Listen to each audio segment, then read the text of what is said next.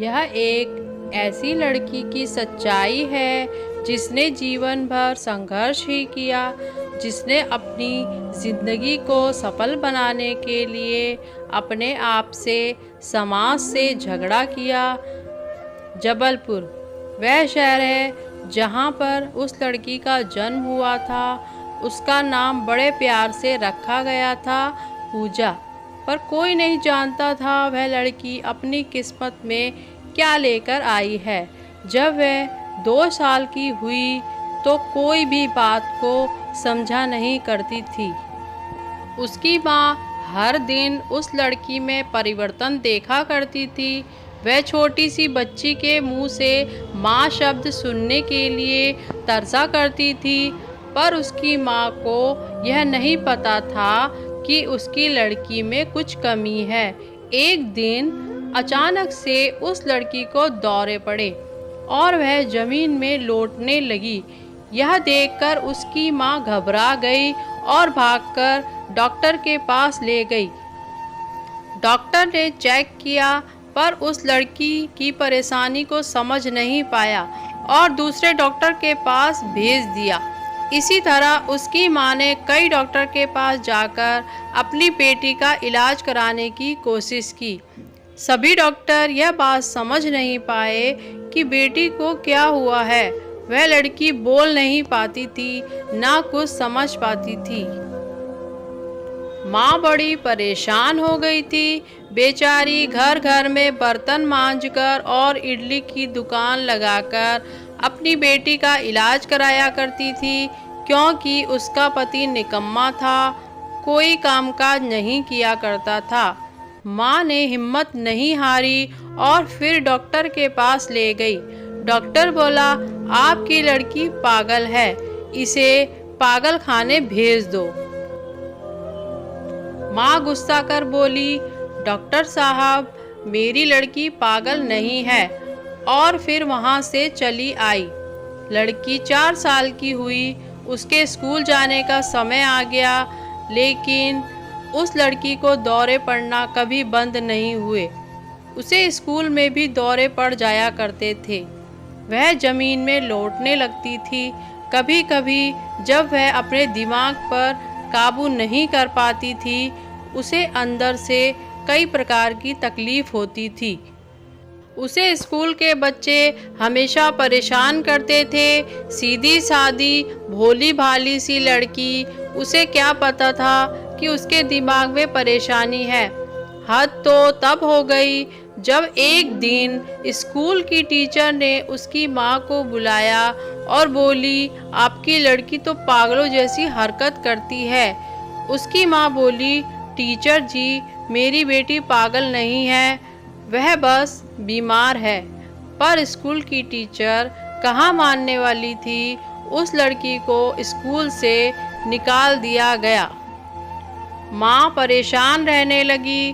फिर दूसरे स्कूल में दाखिला कराया। वहाँ एक टीचर थी, बहुत अच्छी टीचर। उसने उस लड़की को पढ़ाने की जिम्मेदारी अपने ऊपर ले ली। कुछ समय बाद माँ को एक नामी डॉक्टर का पता चला। वह अपनी बच्ची को उस डॉक्टर के पास ले गई। डॉक्टर ने चेक किया और बताया कि आपकी लड़की पागल नहीं है। नाम बताओ जिसने इस लड़की को पागल कहा है, मैं इसे ठीक करूँगा। बस इसके पेट में एक पटार है जो धीरे धीरे इसके दिमाग में चढ़ने की कोशिश कर रही है, जिसकी वजह से इसको दौरे आते हैं। मैं इस पटार को निकालकर नए तरीके से इलाज करूँगा। डॉक्टर की मेहनत सफल हुई। वह लड़की ठीक हो गई, लेकिन डॉक्टर ने बताया यह लड़की अपने दिमाग से और अपनी उम्र से 2-3 साल पीछे चलेगी, पर यह ज़रूर पढ़ेगी और लिखेगी और बोलेगी भी। फिर स्कूल में टीचर की मेहनत रंग लाई। धीरे धीरे वह लड़की पढ़ने लगी। इस तरह उस लड़की ने अपने जीवन में कई उतार चढ़ाव देखे और बीए पास कर ली। लेकिन लड़की के भाई बहन उसके ठीक हो जाने पर भी उसे पागल बनाना नहीं छोड़ते थे। आसपास के मोहल्ले के कई लोग उसे पागल पागल कहकर बुलाया करते थे। वह लड़की हिम्मत नहीं हारी।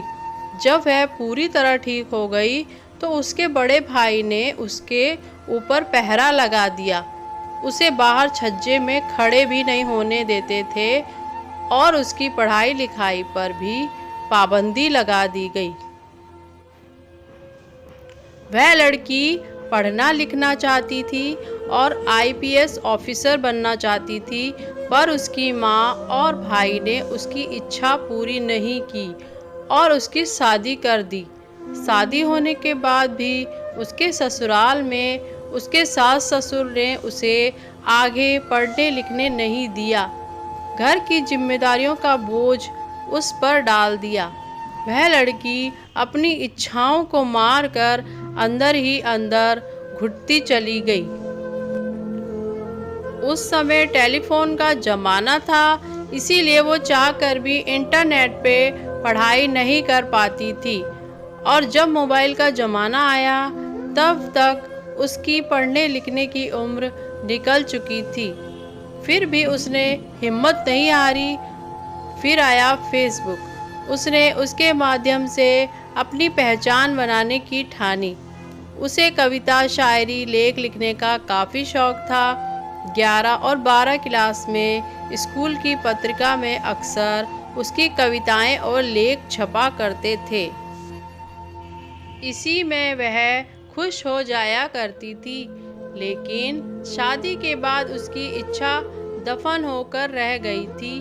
फेसबुक के माध्यम से उसने अपनी कविताओं और अपने विचारों को लोगों के सामने रखा, जिसपे उसको बड़ा मान सम्मान मिलने लगा। अब मैं आप लोगों से सवाल करती हूँ, ना जाने उसके जैसे कितनी हजारों लड़कियाँ हैं जो अपनी इच्छाओं और पारिवारिक मजबूरी या आर्थिक मजबूरी के कारण दबा दिया करती हैं।